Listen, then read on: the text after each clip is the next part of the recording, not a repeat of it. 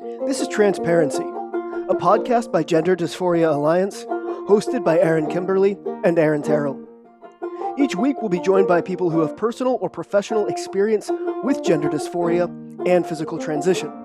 We'll also discuss how our trans experiences relate to the concept of gender identity. Join us for a compassionate yet heterodox approach to the question of trans. All right, welcome back to Transparency, everyone. We are here this week with Miyoko. Miyoko, I first learned of you on Gothic's channel. You did a really fascinating and well done panel presentation with trying to remember everyone that was there. I mean, I remember Buck and Blair White were there, and Marcus Gibb, and one other person whose name I don't recall, which I feel I don't recall embarrassed by, but I'll put it in the liner notes. I'll actually link to that panel conversation in our notes, because it was a really great conversation. But thanks for joining us on our podcast. Yeah, thank you for having me. This whole thing is kind of new to me. So basically what happened with Gothics is that I commented on one of her videos, and I can't remember what the video was, but it was something to do with race, obviously. And the issue was, there was an equivalent issue with trans issues. So I said, this is what they do with trans people and whatnot. And she replied to my comment, and she wanted to collab with me. And, we exchanged emails and stuff like that, and went back and forth and discussing things. And then, yeah, it just kind of happened like that. And so now, doing roundtable talks and stuff like that is, it's a new thing for me, but I like it because I get to share my point of view, which I realize is not common. So, but all the while necessary. Yeah, I mean, we feel similarly that some of the things that we believe in and say through the Gender Dysphoria Alliance aren't kind of the mainstream trans narrative that people are used to hearing. But as to how common it is or not, it's really hard to say, because I think those of us in the trans community that feel like we do have kind of dispersed and are just getting on with their lives, and we're not necessarily hearing from them. So I'm kind of counting on there being more of us that have heterodox views than the mainstream media gives the impression. Yeah. I mean, it takes a while, because once you, I guess, transition, there's a bit of brainwashing that happens because of the types of people you meet and the socially acceptable doctrine, I guess, within the community. So you start off by believing certain things, and those ideas tend to make you feel good about yourself, but they're not necessarily based in reality. So it takes a while to separate yourself from those views and ground yourself. And I feel like a lot of people in the trans community are just not ready to, I guess, accept their reality, because it's not as nice, but once you do, it's better than what it was before, than the lies that you were telling yourself before. So, yeah. And then obviously when, you have a lot of, I guess, because the trans community is not necessarily the same as the gay community, because within the gay community, it's very out in the open, and it's very social. But with the trans community, generally we transition and just move on with our lives. And so, there's kind of a separation, and a lot of LGBTQ issues, we kind of see it almost as a separate problem altogether, because we can live heteronormative lives. So yeah, before we launch into some of the issues, I'd love to just to get to know you a little bit. Can you tell us a little bit about yourself? Yeah, well, I don't know, I always find it awkward to talk about myself. I never know where to start, but generally, I guess I am a trans woman, as people might obviously know, but I started my transition when I was 13. And but I wasn't on hormones. I didn't start taking hormones until I was 21, I believe. Um, and uh, mm, and so like because I started so young, I had a lot of issues with my family, and I was able to explore myself at a young age because I ended up getting kicked out because of transitioning and stuff like that. And Sorry, what yeah, and year was that? this was 2003. Okay. Yeah, so things were a lot different back then. Not a lot of people even knew what trans was. I didn't even know what the word was, but I was transitioning anyway. Like I had no idea what was happening to me. I just knew it was happening and I couldn't stop it. And but there were no I didn't know any older trans people. I didn't have any friends from the LGBTQ community. I didn't meet any people from the LGBTQ community until I was 15, turning 16. Um, but by then I was already living full time as a girl, I guess. So, um, but yeah, there's that. And then, I mean, other things about me, I'm a musician. I sing, I write, produce. I grew up kind of at my dad's studio. My dad is a professional producer. So music is a big part of my life. I'm also a gamer and I'm a dancer. I teach dance here and there. Generally pretty an artistic and creative type of person. So When you yeah. started your social transition at 13, did you stay in school? So what I did was um, I went to school as a boy and I went everywhere else as a girl. I was living a double life. So my parents didn't know, nobody knew at first. And it's so funny because just in case people did find out, like maybe, um, I don't know, maybe I met like because when I was young, a lot of guys would come up to me and talk to me and stuff like that. And, once we're getting to know each other, I'd always tell them that I had like a twin brother just in case. Just in case they, maybe saw me going to school or something. And I just used that as a cover up. But yeah, I was living a double life.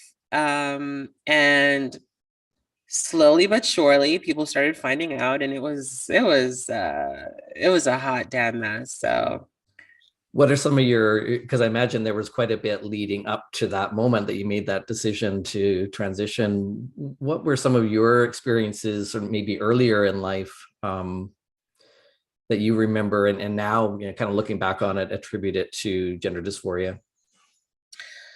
Well, I remember always being feminine. I was always feminine. And because I even look feminine, like I've never had any surgery done on my face. This is my natural face.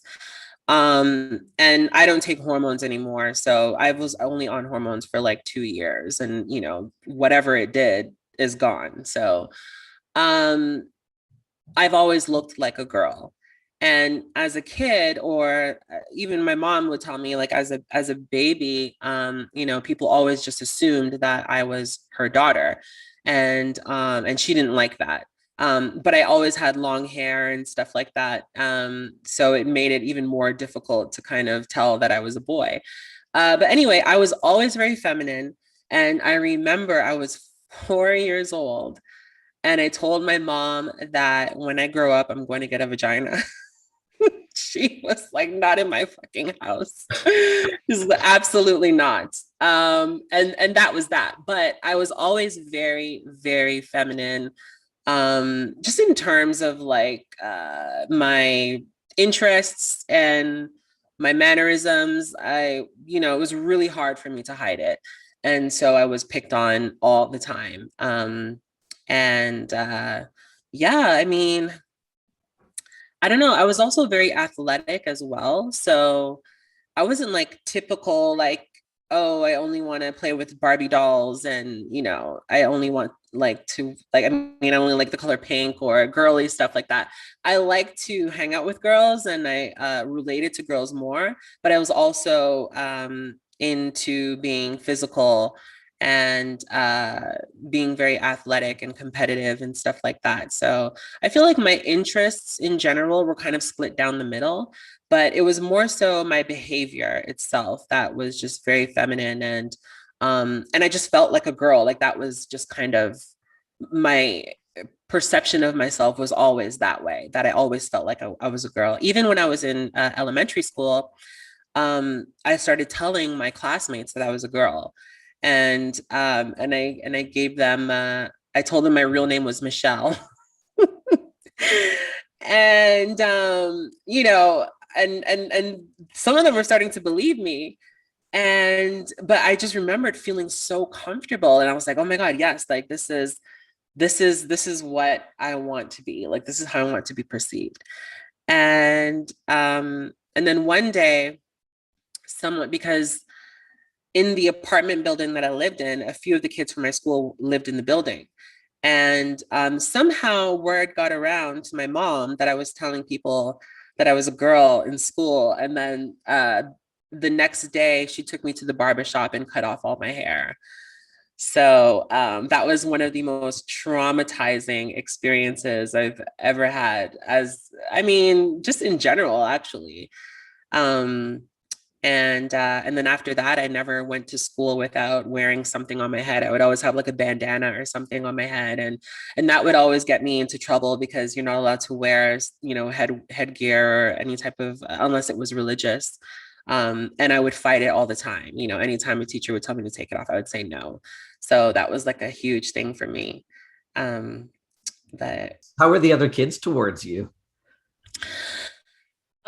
It was really weird because I was always very popular in school, but I also felt like I never had any friends.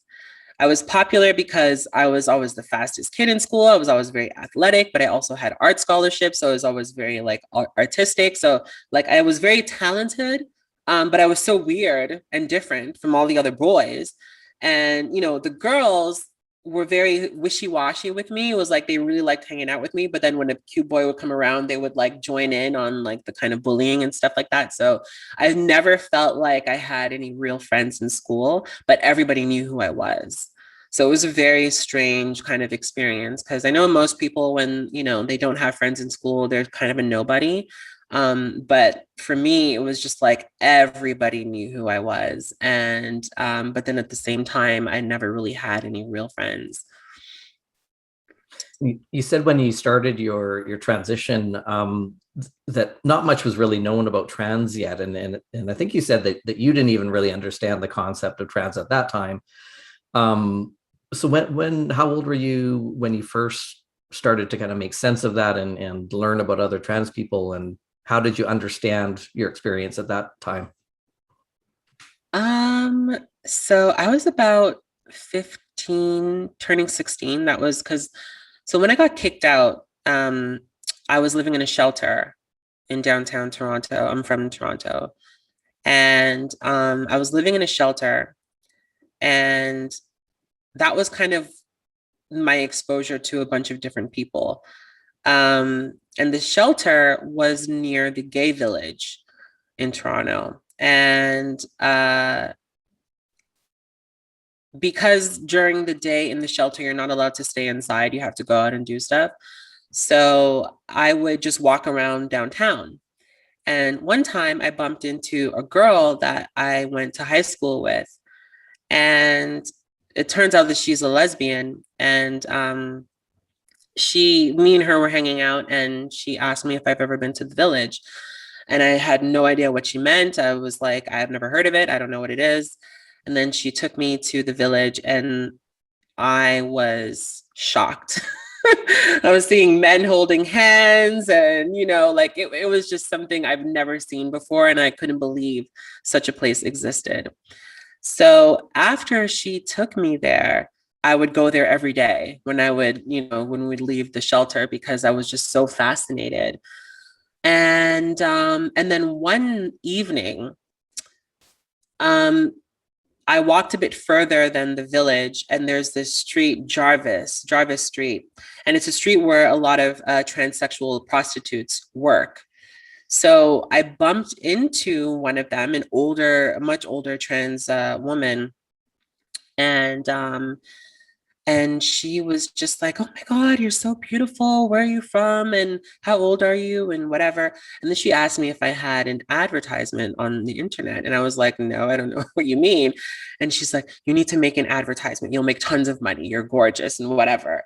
So, so then that's how I ended up getting into sex work, because I haven't really had the time to talk about sex work on my YouTube videos or anything like that, just because hasn't really happened naturally. But so that's partly what I do. And because of getting into sex work, that is when I learned a lot more about being trans and meeting other trans women, because even when you go to the village, you don't really see any trans women in the village just kind of walking about. Like maybe once in a while you might see one, but the village is mostly gay men and lesbian women.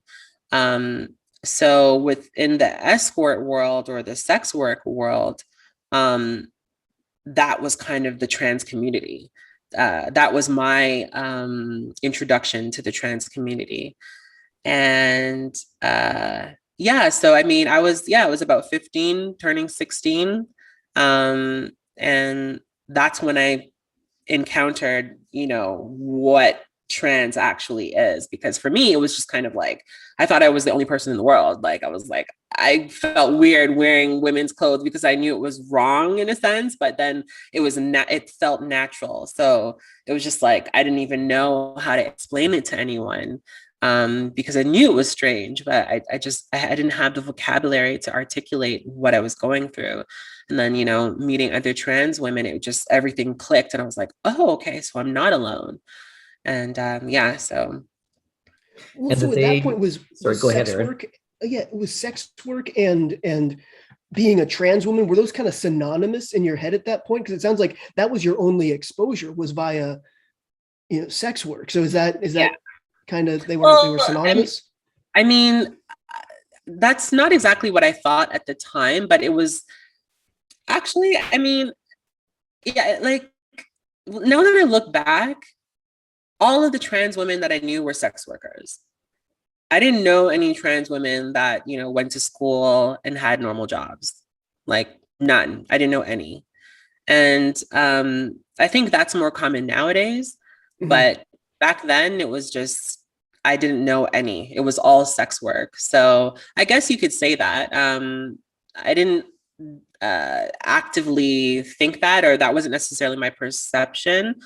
But yeah, now that I think about it, all of the trans women I knew were sex workers. No, it's like what, 2007, right? 2006-ish? 2006, yeah. Okay. Yeah. And then one of the things you said when you were talking to Gothics was about, at some point you learned about this term homosexual transsexual.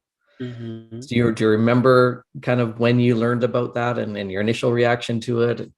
That was very recently. That was like 3 years ago. And so on Facebook, there was this girl, this trans woman, that I don't know exactly. There was a trans group, and in the trans group, she was posting a lot of like scientific, science literature about being trans and stuff like that. And in that group, a lot of the girls in that group were not interested in that type of thing. And so a lot of her posts they would get ignored. And for me, I was like kind of fascinated. So I downloaded, it was called the Boy Who Would Be Queen or something, or The Man Who Would Be Queen, I don't remember, by Michael J. Bailey.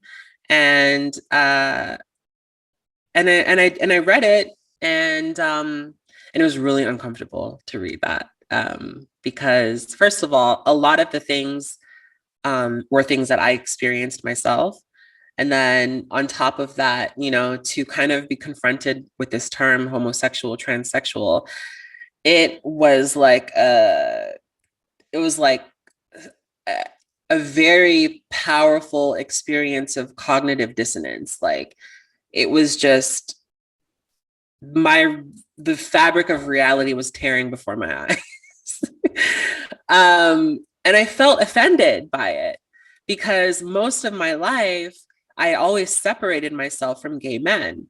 And I always felt we were entirely different things. And so to be connected by this word was very offensive to me. And, you know, I felt like I didn't want to read it anymore, you know?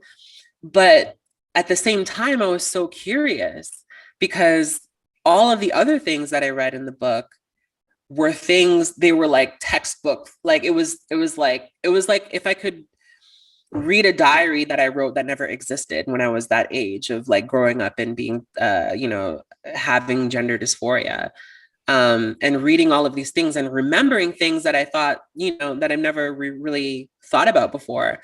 And as uncomfortable as it was, the more I continued to read, the more it started to make sense. And the more it started to make sense, it made sense more than any other thing I've heard about being trans. And I was like, oh my God, like this is true. This is real. I am a homosexual transsexual. That is exactly what I am. You know, there was no other way of looking at it. And that lessened my gender dysphoria. You know, like accepting that, it was like, it sort of, it peeled the veil away. And it was just like, oh my God, this is me.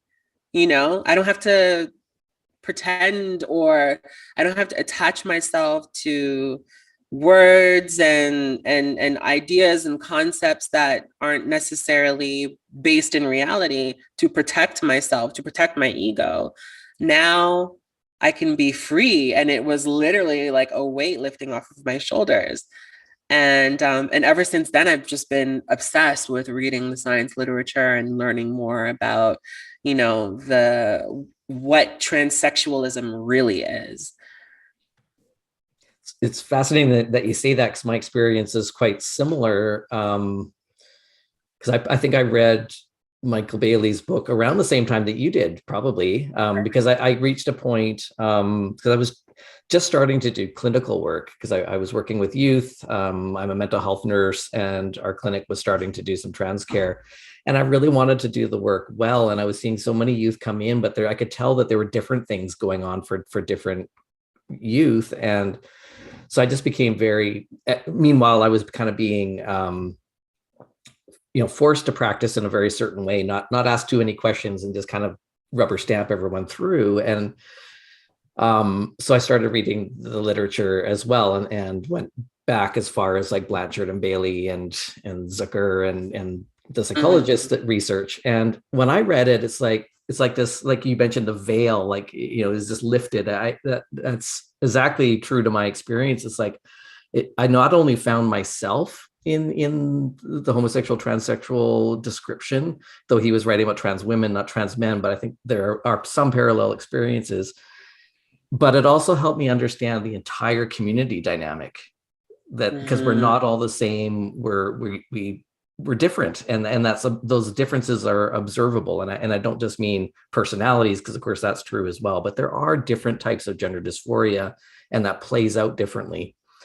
So I guess the part that I didn't experience was, I didn't necessarily feel offended by what I was reading, but it was this like aha moment of, I finally feel like I have some answers, because I was curious too, like, what is this thing that I'm feeling? I didn't have a language for it as a child. It felt weird. I felt alien from others, no words to describe it or even communicate what I was going through. Now I felt like, okay, this research gives me, it's not complete, but it finally gives me a framework to understand this in a reality basis. And I agree that my dysphoria, I felt so much relief from the inner turmoil having that answer. And where I felt angry is why weren't we given this answer in the beginning? Like, I feel angry at activists for burying that information, because it would have been really helpful as a child or a teenager or a young adult to have this understanding of myself. And would I don't know if it's hard to say if I would have still transitioned or not, but it's given me so much relief from my dysphoria. I kind of wonder, I don't know for sure that every kid would transition. Like maybe a lot of kids just need this information. Right. Yeah. I also asked myself that question too. Like, if I knew this beforehand, would I have transitioned? But I feel like the problem is that, like with really feminine gay men, tend to have difficulty finding partners. And I feel like, because when I was living at the shelter, I wasn't allowed to be dressed as a girl in the shelter because it was a Catholic shelter. And so I was bouncing back and forth between boy and girl presentation. Just like where you were when you were at school. Yeah, exactly. And what I realized, because I guess I do have some experience as a feminine gay boy, is that it's very difficult to find, partners or romantic partners, or even just a hookup, because everyone in the gay community, every gay man wants or values masculinity over femininity. And for me, it was just way easier being with, men who are heterosexual, because they're attracted to who I am naturally. They're attracted to femininity, and it was just, I don't know, like it was just more natural for me to be with guys who are more straight identifying. And so it's hard to think about whether I wouldn't have transitioned if I knew about this information. But I feel like it would have done a great deal of benefit if I knew about this information, period, because I wouldn't have, there are a lot of things I wouldn't have done. and it would have saved me from being, I don't know, all over the place with my ideology on being trans. So yeah, definitely. It is a shame that, activists are very against this information and are doing everything in their power to make sure it doesn't see the light of day. And that's kind of the reason why I decided to get on YouTube and to, start talking, because the way that it helped me, I think everybody deserves that kind of help, So yeah. Well said. The truth is liberating. It is. And it may hurt and it may be uncomfortable, but the end result is completely worth it. I think it's going to be really important too, because we're seeing a lot of political pushback on everything trans around the world. And I think it's really hard to navigate some of those really difficult questions, like how this gets written into law and stuff. If we're not grounded in the reality of just our body and our biology, we still get to be trans and continue living our lives. But I think those conversations are very threatening and very frightening if people aren't grounded in the reality of who we are as transsexuals. Yeah, absolutely.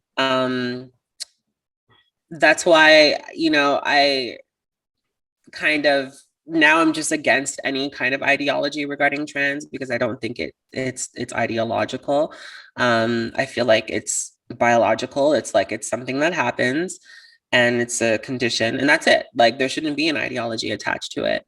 And I feel like, once you have that ideology, then you get this kind of cult following, and it just becomes what it is today, that with the trans radical activists, and it's very hard to separate it from that, because I don't know, I guess those ideas make everybody feel special. And everybody wants to feel special and unique and valued and protected. And, when you identify as trans, it kind of, it rewards you those things. So Something I've mentioned to you is we've had trouble. I mean, we've been criticized for not,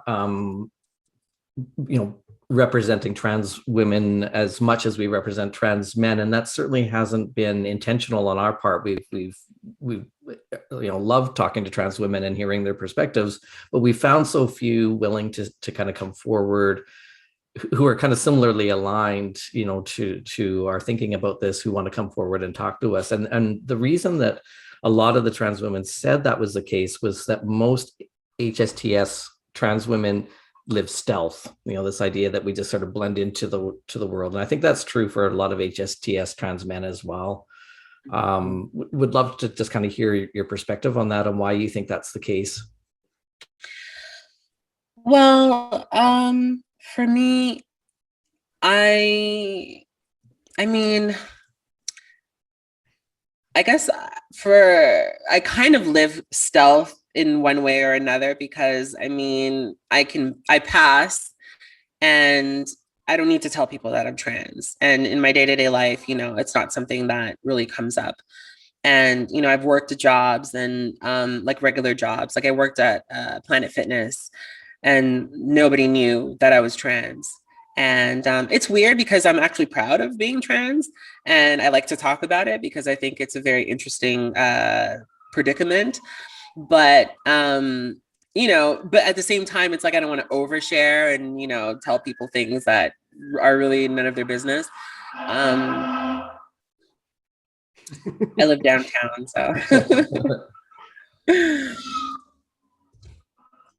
It's nice to be stealth. It feels nice to be stealth because you blend in society and you are just like everybody else. And ultimately, that's what we want, is to be like everybody else and to not think about being trans every day.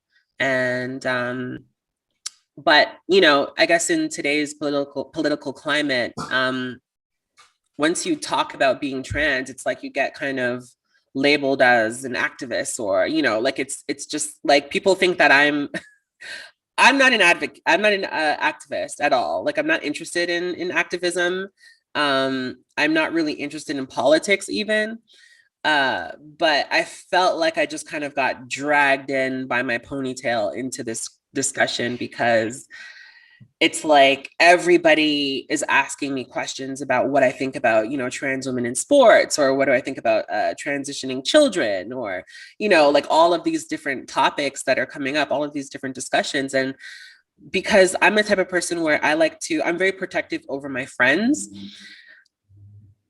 there's something in me that makes me feel like I want to kind of protect the community, even though I'm not, I'm kind of anti-activism, and I don't want to be labeled as an advocate or anything like that, but it's just kind of like, no, like the truth exists and all of these activists are covering it up and it's pissing me off. So I need to say something, but, I would rather not.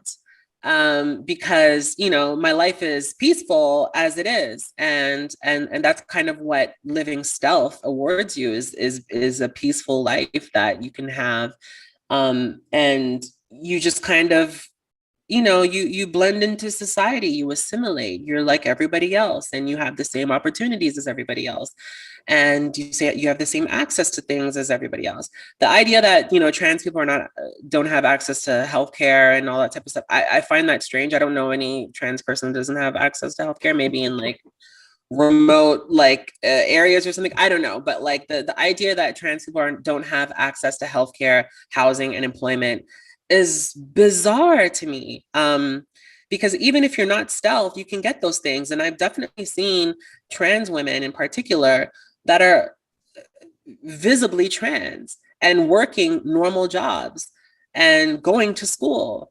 And clearly they're on hormones, so they have access to healthcare. So it's just like, and I'm assuming they live somewhere, and it's just, I don't know. I feel like they just push these ideas that are not based in reality. But I feel like being stealth is comfort. And that is the reason why most trans would rather not jeopardize that, especially because there's so few of us. So, when you are trans and you do speak up, it's like, all eyes are on you, and it's, you know, you're definitely compromising your comfort for that. So Yeah, I mean, I agree with you that I think of it as it's a condition. And I don't want to build my entire identity around having a condition. I just want to get on with my life. mhm. And I feel like a lot of people have created this whole identity and a whole culture around being trans, and that has never appealed to me. Yeah, me neither. I think when I was a bit younger, it did. Um, but now it's just like really annoying. Like I don't even like saying that I'm trans just because it has a certain connotation to it, because it now it sounds like I'm trying to be special, or that, you know, I believe certain things. Like there's so many things attached to that word now. And a lot of those things I just do not believe in, I don't associate with. And I never use the word transgender to describe myself. Anytime somebody asks me, you know, or they say something about being transgender, I'm like, I'm not transgender, I'm transsexual. And I always make that distinction, because I think transgender is, you know, it's the ideology, and I don't support it. So When you first started getting those questions and kind of got wind of the ideological direction things were going in, did you have that response? Were you thinking, oh, this isn't representative of me? Or were you also thinking, you know, things are going in a direction and I feel like I'm kind of obligated to speak out, or I feel like I could have some benefit to speaking out, or like preserving the transsexual idea, or kind of what were those motivations there? well, back when everything started to kind of, I don't know, when when everything started to get extreme, I didn't really have a distinct idea or a distinction between transsexual and transgender. Um, but the main thing that kind of made me question things, and kind of, I don't know, it put me in a position where I was kind of politically lost, is because of the fact that when I would have discussions with people on the internet, and usually heterosexual people, and it would usually be under a post of someone that's trans and they're in the media or something like that. And during this time, I believed that trans women were women. And so I was coming from that angle when arguing with people on the internet. And all the time, I would get hammered by facts and reality. And all I had was my fantastical ideology. And it was like, you know, bringing a knife to a gunfight. And I got sick and tired of losing those arguments, because I was like, I just couldn't, I didn't have anything to say that didn't sound like a fantasy. Mhm. And also, you know, I guess I didn't completely believe it when I said that that I was a woman, or that trans women were women. There was always something in the back of my mind that was like, no, you're not, bitch. Like, you know, there So was always relatable. that, yeah.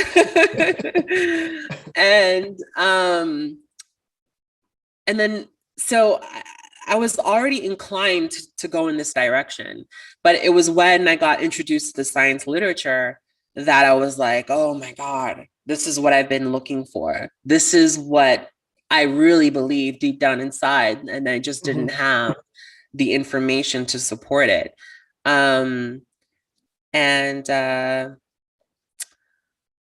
yeah, so it was then that I started to make the distinction between transsexual and transgender, because transgender means literally anything you want it to mean.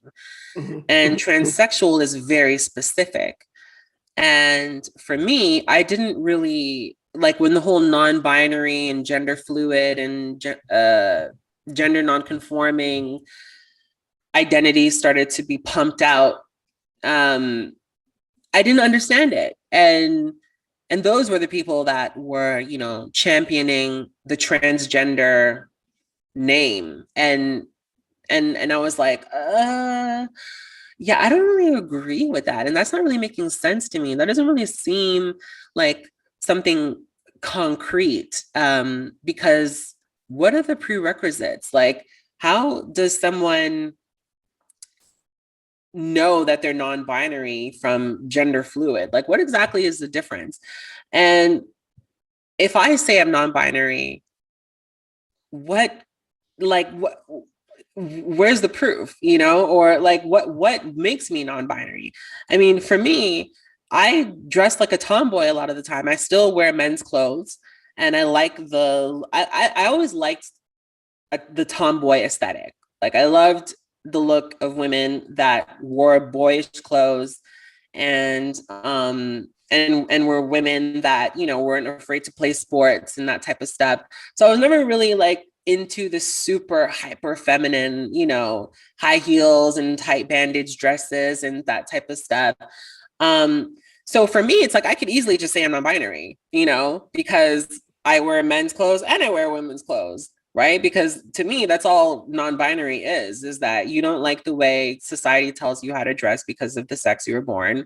And so you wish to smash the binary and wear whatever you want. And, like, it's fine to do that, but to make it into this like identity, and then also to try and support the validity of that identity, you attack biological sex and say that sex isn't binary. And it's just like, okay, I think we're getting a little too far here. Like, so yeah, I mean, those are one of the things that really made me feel strongly about not identifying as transgender and specifically identifying as transsexual, because the ideologies are just way out there. It's funny when you were saying that you were trying to argue, you're coming from the perspective of trans women are women. You were arguing that angle, and I certainly did my stint doing the same thing. But it is around the time that you get wind of all the ideology that are saying, like, not just trans women are women, but all these non-binary identities, and there is no requirement to either one, that you start to go, wait, I am full of shit too, because the more extreme makes you realize how your semi-extreme was also full of shit. Yeah. You have to abandon it. Yeah, the cognitive dissonance that the ideologies cause is almost worse than the gender dysphoria. Oh, totally. Absolutely. Because you have to defend it all the time. And, even with people that aren't necessarily, educated in this realm of like, I don't know, evolutionary biology and psychology and all that type of stuff, everyone knows what the truth is. Right. So it's like you're always being put in a position where you have to defend your ideology because it goes against the truth. And I don't know why people want to live like that. Like, I don't want to live like that. I don't want to have to constantly defend my ideas to people because they're not based in reality. It's like, I don't know, but it just sounds like a miserable life. It seems like so much of the trans women are women, trans men are men. I think everybody, including ourselves, we kind of understood it somewhat to be kind of like a polite language game. Yes. And then the activists came forward and they're like, no, this is literal, while at the same time not changing anything about their physicality. And so then so when it stops being like a polite language game that we're playing to facilitate people with gender dysphoria, and becomes this concretization of an absolute nonsense, it crumbled for all of us. Yeah, that's why I decided to correct people when they tell me, or when they say, oh, so, as a woman, and and I'll be like, I'm not a woman. Mm-hmm. I'm a trans woman, or, I'm a male, or I'm a man. And now I'm so detached from that word, man, like it doesn't sting me as much as it used to before. And the main reason why I do this is because of the fact that biological sex, or the concept of biological sex, is under attack. And also, like, for me as an ex-athlete, I was in competitive gymnastics, competitive track and field, and I also did competitive cheerleading. And these are sex segregated sports, and except for competitive cheerleading, where it's co-ed. But I know for a fact that if I were to run against a female, I would leave her in the dust. Even like the fastest female in my school couldn't even come close to me. And in terms of gymnastics, the men's events and the women's events focus on totally two different strengths. Mm-hmm. And so you're not going to have a female come into the men's events and dominate. That's just never going to happen. But a male could easily dominate any of the female categories. And that just goes to show how different our bodies are based on sex. And if we're going to start saying that trans women are women, so we should be allowed to be in sports, I will gladly stop calling myself a woman, because it's bullshit. And even now in my current state, I haven't worked out in like 5 years. And, I haven't been on hormones in a long time neither. But I'm not in tip-top shape. But if I were to get into a fight with a female, she's eating dirt. And I don't have to, do anything it is what it is, right? Because when you fight, you're using your upper body. Males have more upper body strength, right? And that's also applies to gymnastics, where the men's events are more focused on upper body strength. And so it's like, I don't know, I will gladly relinquish my identity as a woman to advocate against trans women or males taking over female sports. So yeah, like that's just, I can't really get behind the I guess destruction of biological sex in order to make, a fringe identity feel comfortable. Like it's just, I don't know, but I sometimes feel uncomfortable talking about it just because as a trans man, it doesn't impact me in the same way that it impacts trans women. But the sports issue is so obviously wrong. The reason I speak out about it isn't to bash trans women, but I think the hatred towards the trans community that it's fueling when we do things that are so obviously wrong and unfair to other people, we're not doing ourselves any favors to just live, to just get on with our lives and live life integrated into our societies if we don't care about the society around us. Exactly. And I think that when it comes to sports, like the whole thing about being trans is sacrifice. You have to make sacrifices. And when it comes to sports and trans people in sports, trans women in sports particularly, because I don't think men would have a problem with trans men competing against them. But with sports in particular, if I were still an athlete, I would compete against men.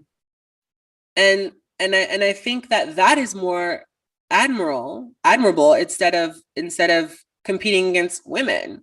We have a physiological advantage. And if you want to push that advantage, or if you really want to push your skills to the limit, and if you're truly competitive, then you would compete against men. Because scientifically you are still a man. Like we're still men. And if you really care about sportsmanship and being a great athlete, you would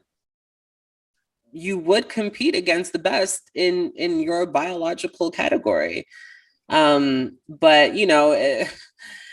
I get called all types of names and stuff by other trans people that think I am a transphobe for saying stuff like this. And it's just kind of weird to me because I feel like they are the real transphobes because they don't accept what it means to be trans.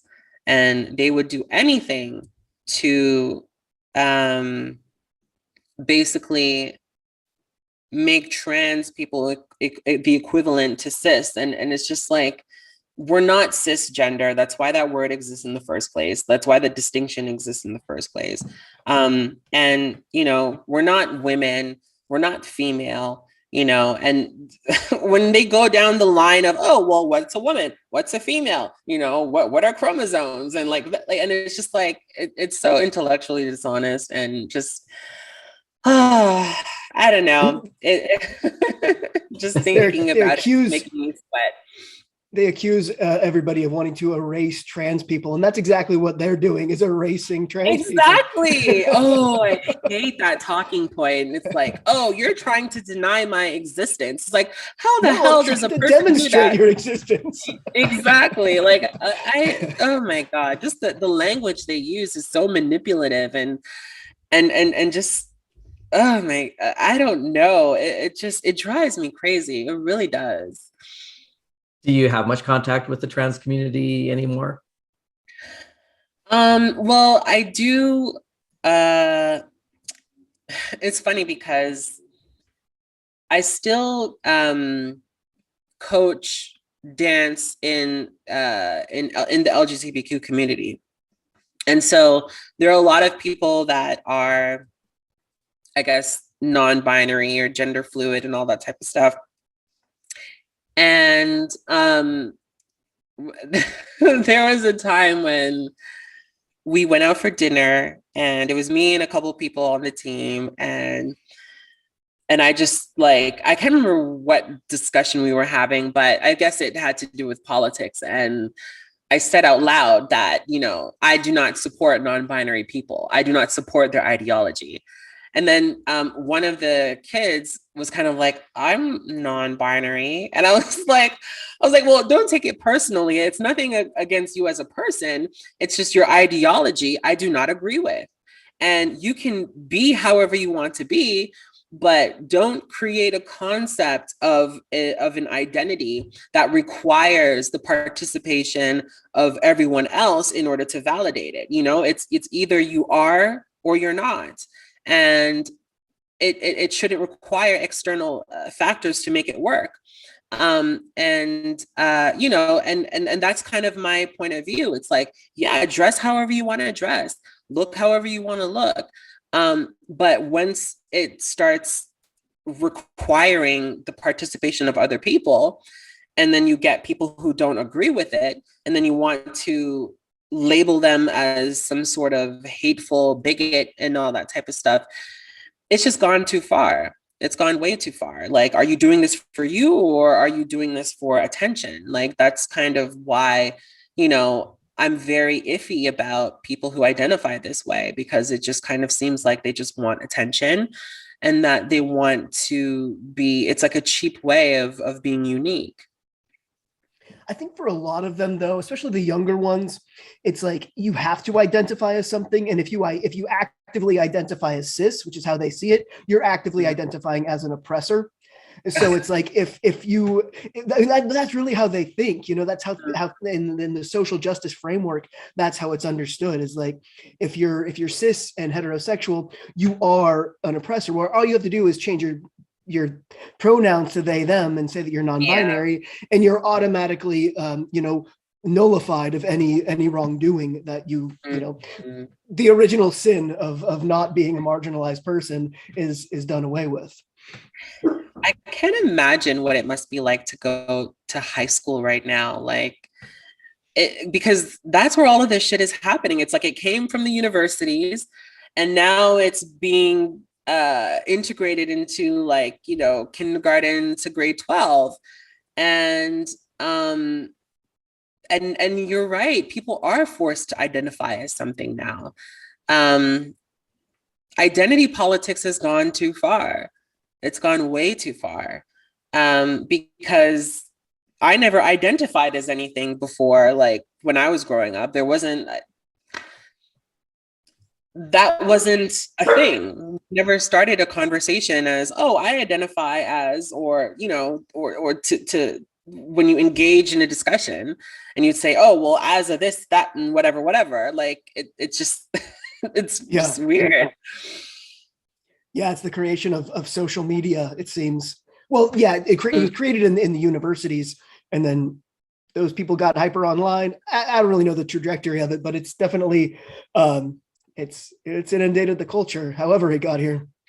Yeah, definitely. And one of the consequences too, like, you know, what you were saying, like growing up, you didn't have an identity. It's not like you invented a trans persona in order to have an identity. You had an experience of gender dysphoria, which over the, you know, as years went on, you slowly started to understand. And my experience was the same. I mean, I had no concept of trans or gender dysphoria growing up, and we certainly didn't have all this identity politics. And one of the unfortunate consequences of the identity politics is it seems like more and more people, that not just trans people, but the public in general, can't separate the ideology from transness. And they think, well, if you take away the ideology, trans wouldn't exist, because they don't. That's the consequence, I think, of burying the evidence about gender dysphoria as a condition, is they really don't think that trans exists outside of the ideology. They think this is all just fake identities. That's really interesting, because a lot of the ideology now doesn't apply to older trans people. Because we lived, like, I mean, I think my generation was the last generation of the original transsexual, like, where we weren't tainted by ideology, because it just didn't exist. And you had to encounter it organically, not from the outside influence of the internet. Exactly. And that's why it is so easy for me to be comfortable as I am. And it's so easy for me to read. Well, I mean, it wasn't necessarily easy, but it was a very short, adjustment period when I started to read the science literature, to realize that this is the truth. Whereas if there was someone that was completely indoctrinated by the ideology, they would have a longer and harder time kind of taking in that information. But for me, and, you know, a lot of older transsexuals, they don't really understand this ideology. And it's like, if you, to conflate the ideology with the state of being trans, you know, it kind of erases the other generations of trans people, because we didn't have that ideology. Mm-hmm. And so how is it that we existed? You know, how is it that we were able to be trans without that framework that is being used right now? And, you know, that's just kind of why I think it's bullshit ultimately, because it just happened yesterday. Like, it just came out of thin air yesterday.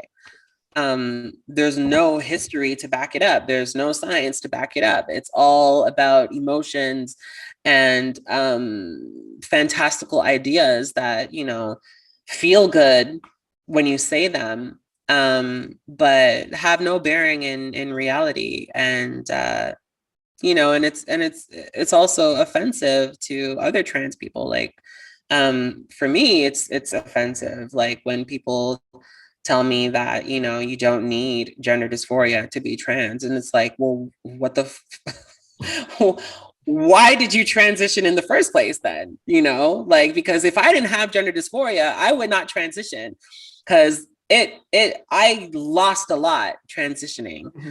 I lost all my friends from school. I was ostracized from my family. It made my life significantly harder, right?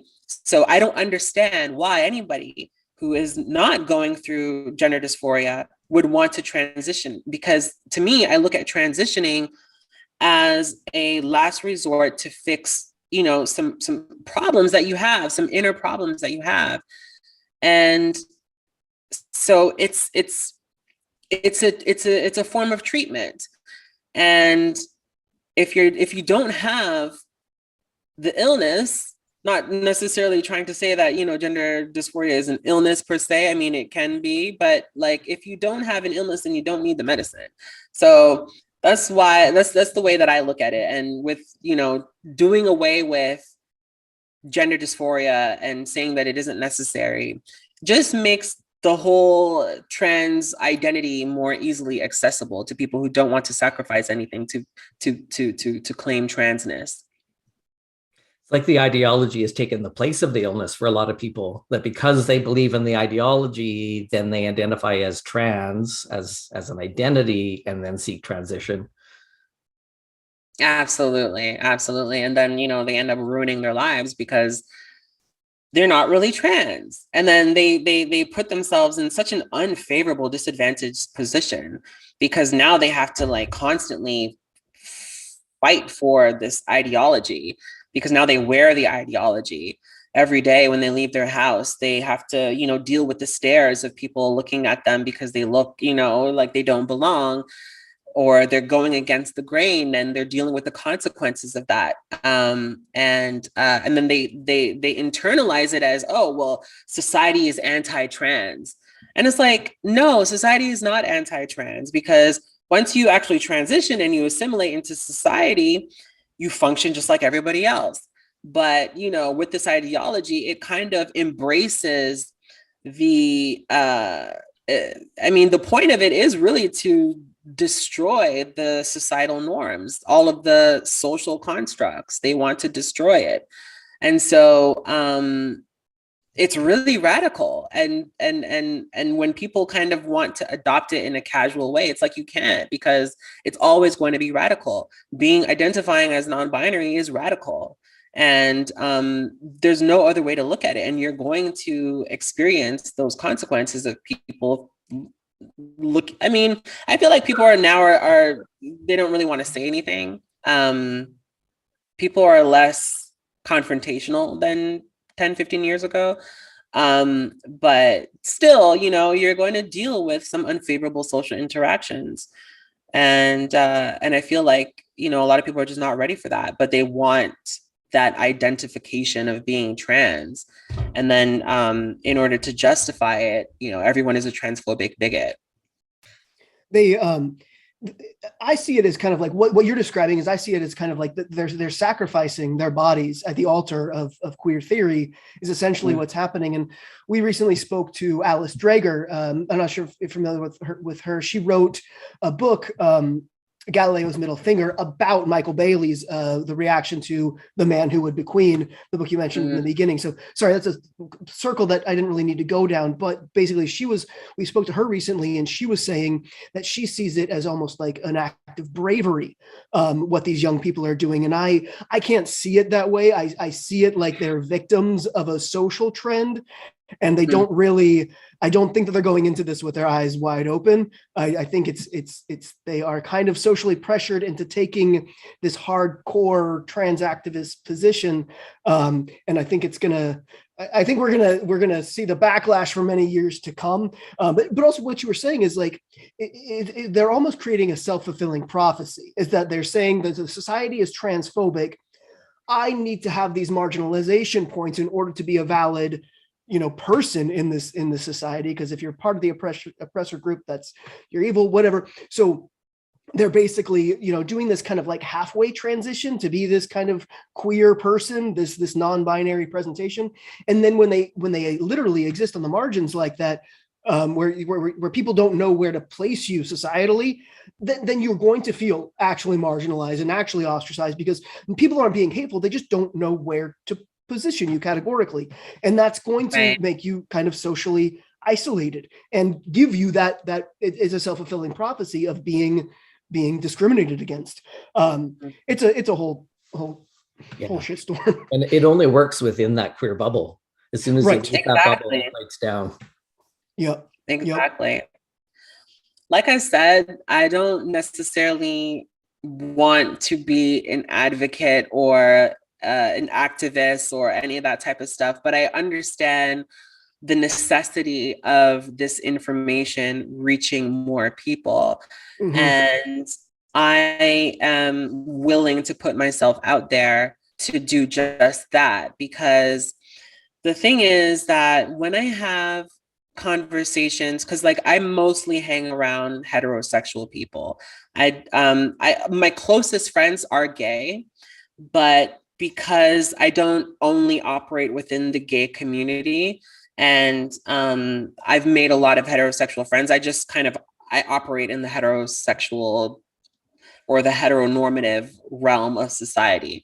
So I talk to a lot of straight men all the time.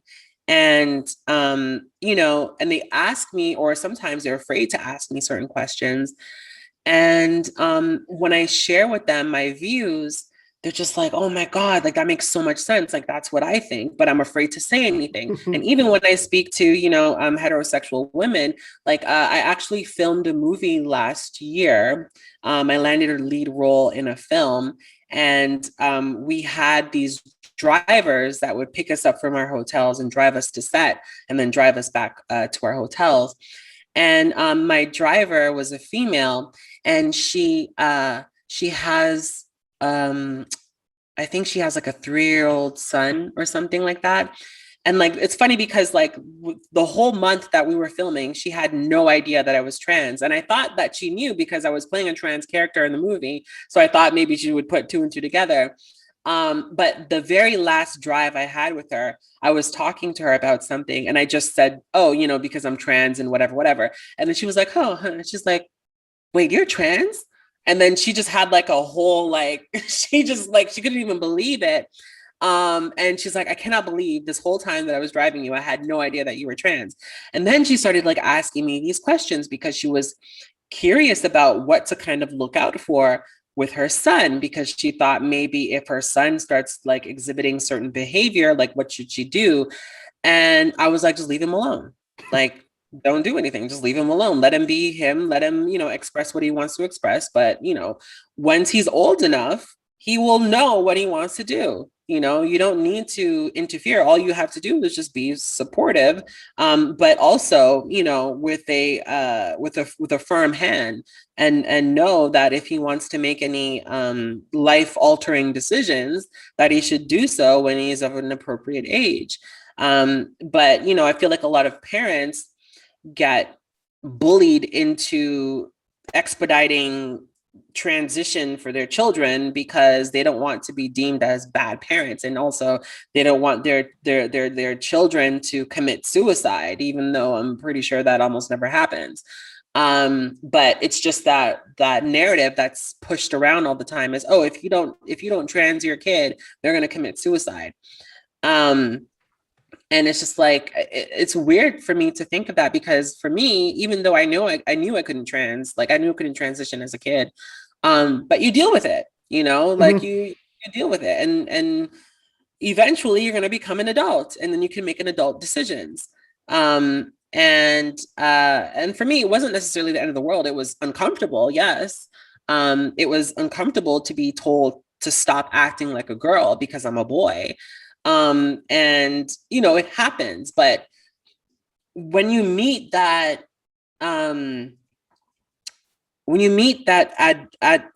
adverse reactions to the way you behave, it builds character. It builds a thickening of the skin, and you develop more. But when you kind of coddle these people into, affirming every single little thing they say, they don't develop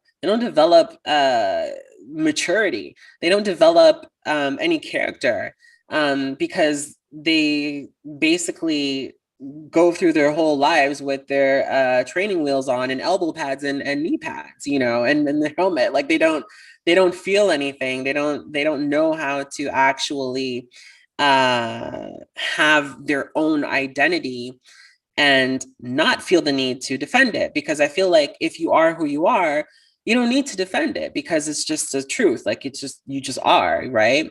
As I'm sure most people don't need to walk down the street and defend, who they are, because they are who they are. But there was, I kind of like went down a rabbit hole. It was a good one. Yeah. I was trying to like say something very specific. About that woman who your driver? Yeah. Okay. So Yeah, so just basically, like, in general, having these conversations with heterosexual people, because a lot of heterosexual people believe, like, their beliefs are aligned with ours, but because our beliefs are seen as, I guess, they're not very popular, a lot of people are afraid to voice them. A lot of people are afraid to express them. And this is what I love about interacting with heterosexual people, is that I get to tell them, yeah, no, you're right.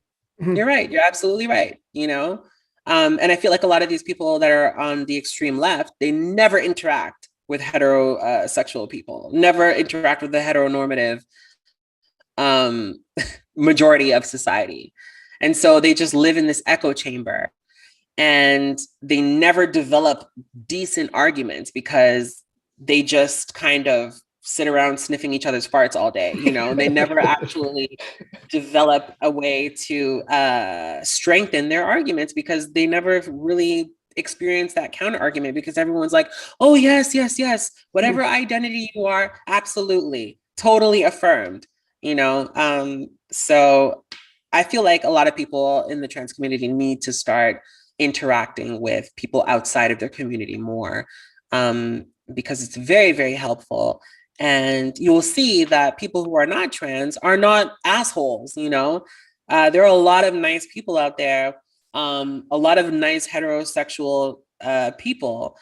And it teaches you that society isn't anti-trans. So I did a video the other day that I'm actually going to be posting soon. It's about transphobia. And I was going through, I was reading 2 articles from Medical News Today, and I was reading the definition of transphobia, and they changed the word transphobia to cissexism. And and and I was just going down everything that they were saying, and just kind of like, no, this is not what happens. And it was basically saying that society is anti-trans and has anti-trans biases. And I'm like, how does society have anti-trans bias when trans people make up like 0.78% of the population?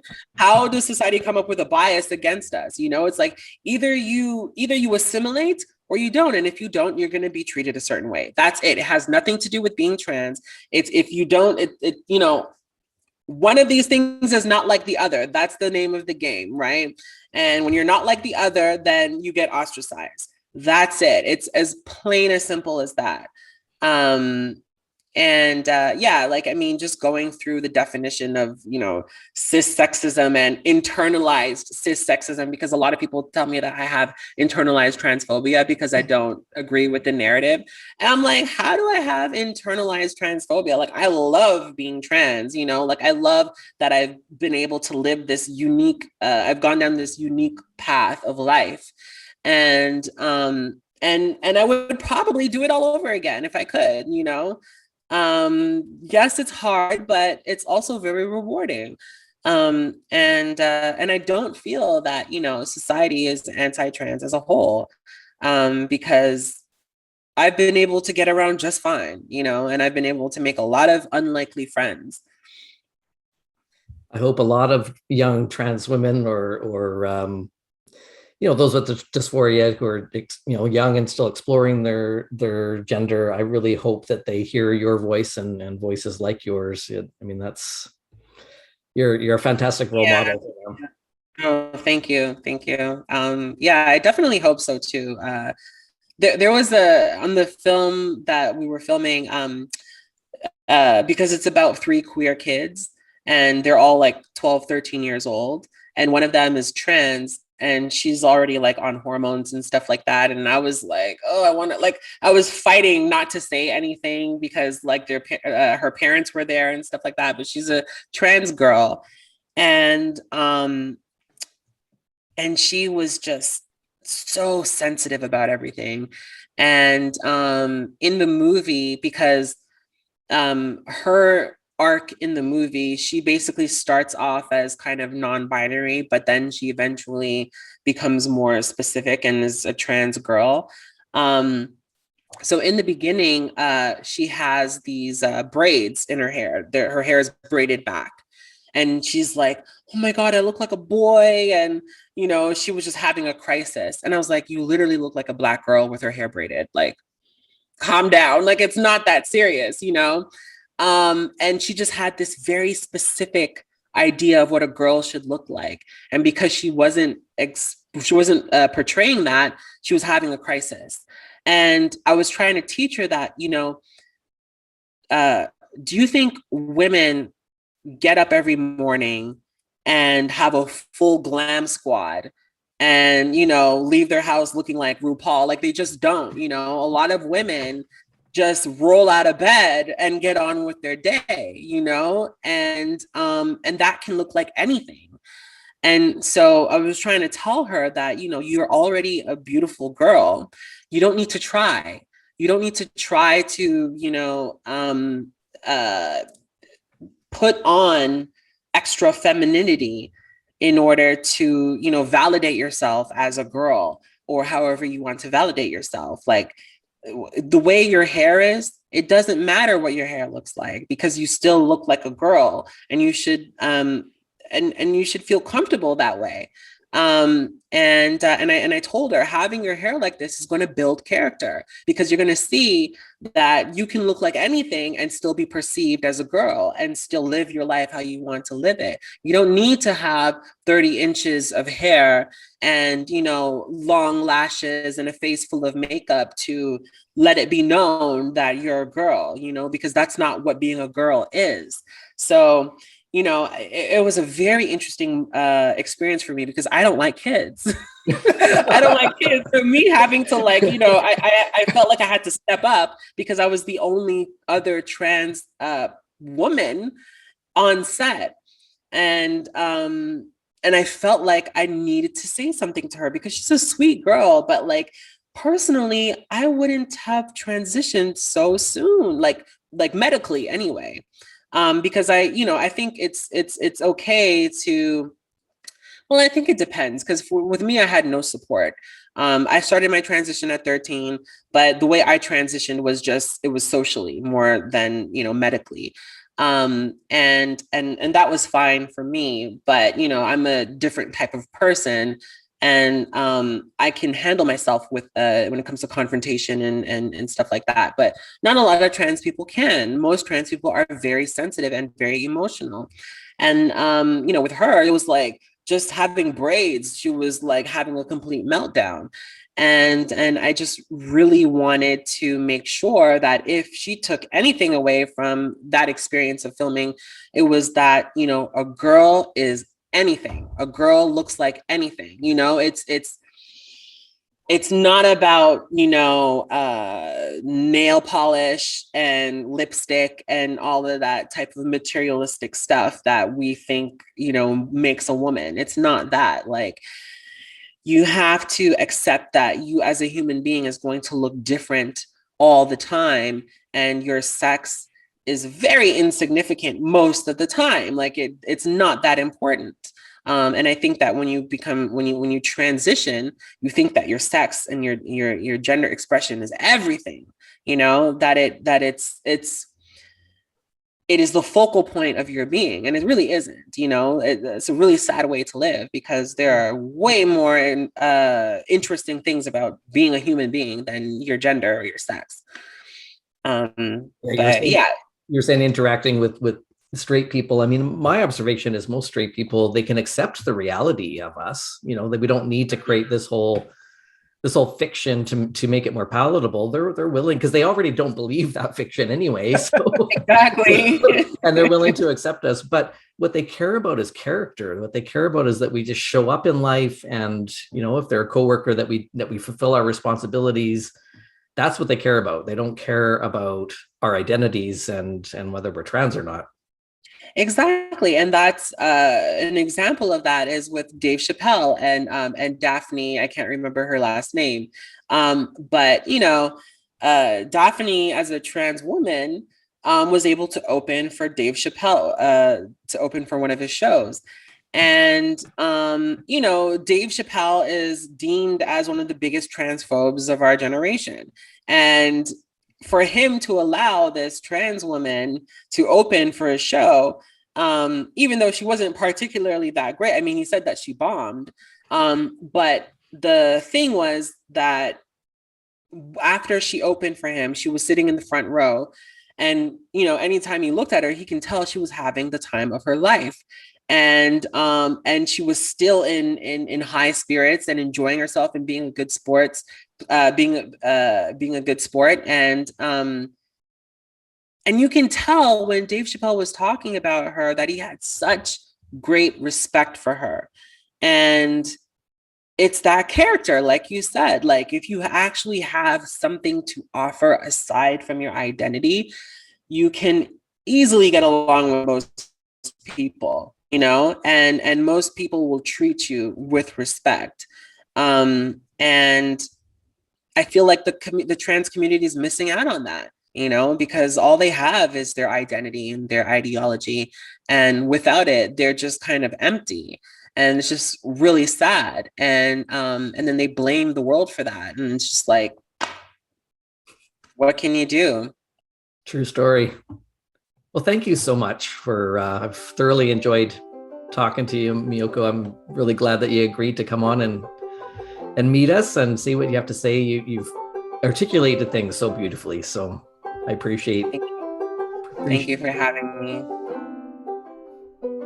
Thanks for joining us for this episode of the Transparency Podcast. If you enjoy our content, please help out our algorithm by hitting like or subscribe. If you'd like to make a donation, follow the link to our PayPal account. On behalf of the Gender Dysphoria Alliance, thanks for your support.